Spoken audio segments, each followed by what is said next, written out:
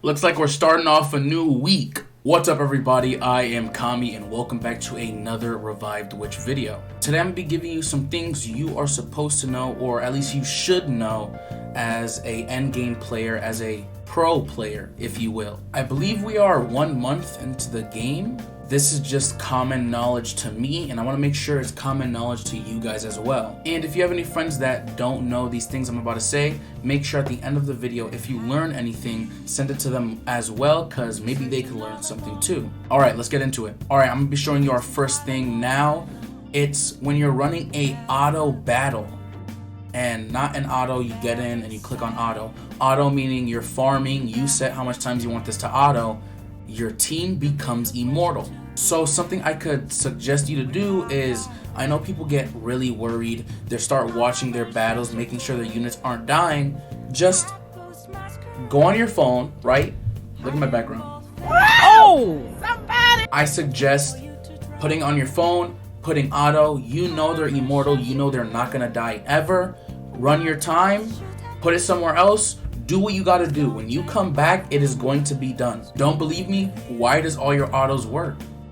Do you watch your autos? If you do watch your autos, you may witness someone's health go all the way down and they don't leave.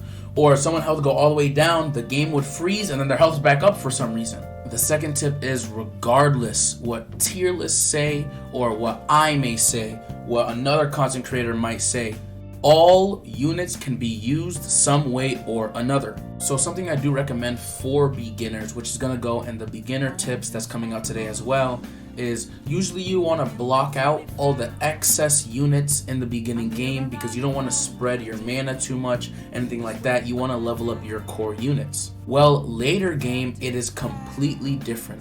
You do want to spread out your mana. You do want to level up this person, that person. So you have more of a variety to play these levels with. I never leveled my hall. Ever. I always had Manir, Ushpia, and Aker because of the event.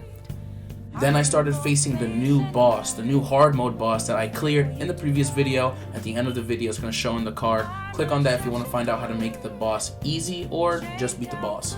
I ended up building Maya Hall just for the boss fight, and wouldn't you know it, when I ran Maya Hall, I won. I replaced a UR character with an SSR character and won a boss fight I couldn't before, but we're gonna get into that later. Just make sure when you are You're not that guy, pal. Trust me. You're not that guy. Just make sure when you are summoning and you acquire a new SSR or a new UR unit, you do read their skills, because enlightening yourself with the skills of other characters makes it easier to problem solve when you're losing a level. You think back to a skill. Oh, I could utilize that character because that character seems like they counter this boss, or I could use that character's abilities here. If you come to streams, you'll see me doing this a shit ton. I'm playing, I might lose, I instantly start problem solving. I could use this, I could use this, I could change this here. Maybe that'll change the outcome. Link in description, by the way. Now we're gonna talk about souls. As you can see, my souls are really low.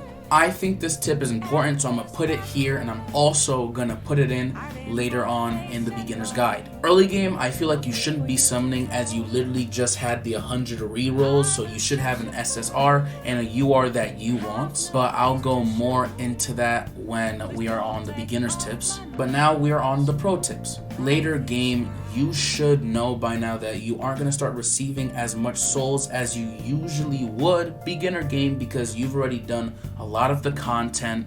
You've taken all the souls that they are giving you beforehand. Be really safe how you use your souls, because it is a limited currency. Make sure you are reading the unit. Make sure you want that unit. Make sure that that unit is going to change your team, because if you're pulling just to have somebody, good luck. You might get them, and good luck if you did get them, but when you don't get them, it's gonna feel horrible. You just wasted 4,000, 6,000, maybe even 10,000 if you were saving up like you should be, and it's going to hurt. Tip number 4 is, do not let the rarity of units deceive you. The URs are shiny, rainbowy. You're automatically attracted to them. You see that it's the highest rarity and you start only to use URs. Well, if you stick your toe into the SSR category, you'll find out that almost all of these units are really good and viable for their own reasons. I feel like the UR category is like the overall good, right? All of these guys are good overall on your team. SSRs have specifics. They're usually good for a specific thing and only that thing. And when we get into the SRs, it is even more exclusive. Like, let's take Pakane for an example. I only use Pakane in BL, and that is because she has an AoE freeze and it's really good. If you're struggling on BL, Area 1 can completely be soloed by Pakane if you have a high enough level. Just like a bonus tip. And even the R units, Avil isn't even that bad. I'm gonna be honest, Avil is not even that bad. I use him in BL and I clear BL every single week. The fifth tip is, and the final tip of the video, later game, you are going to want, this is a mistake, but you are going to want to have your team one element. You're gonna wanna group your units with their corresponding element so you get that bonus. I'm sure you saw it right here as I changed my toenail to my Amanami. No elemental buff. We're gonna change it right now. There we go. 15% on health, attack, and defense. 15%, you might think that's a low number, but trust me, it's an overall buff. It is going to help you.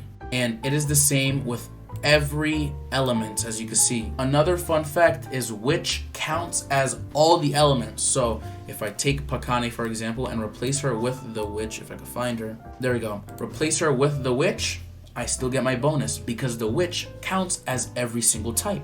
So if you somehow only have 5 units of a specific type, put the Witch in there. You now have 6 technically. Hope these tips were good, and I hope you learned something from this video. I would be surprised if you know every single tip, and if you do know every single tip, please comment something that maybe I wouldn't know. Comment something that someone else wouldn't know, because I want people to gain intelligence of the game through this video. So that if they watch the video, they know all the tips, they could go down to the comments and they could read even more. Or maybe they learned a lot from this video and they go to comments and learn even more than they already did. Again, we are a community and we are here to help each other out. I love you guys. I hope you enjoyed this video. If you did, please go down there and hit that like button. And while you're down there hitting that like button, hit the subscribe. And if you didn't like the video, hit that dislike button. It really helps me know what you like, what you disliked. Did these tips help you? Did they not? I post Revived Witch content every day, and sometimes I post twice a day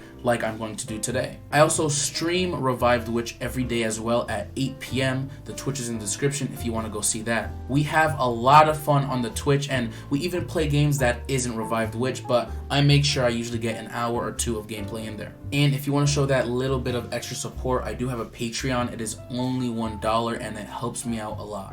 I love you guys, and I'll see you guys later.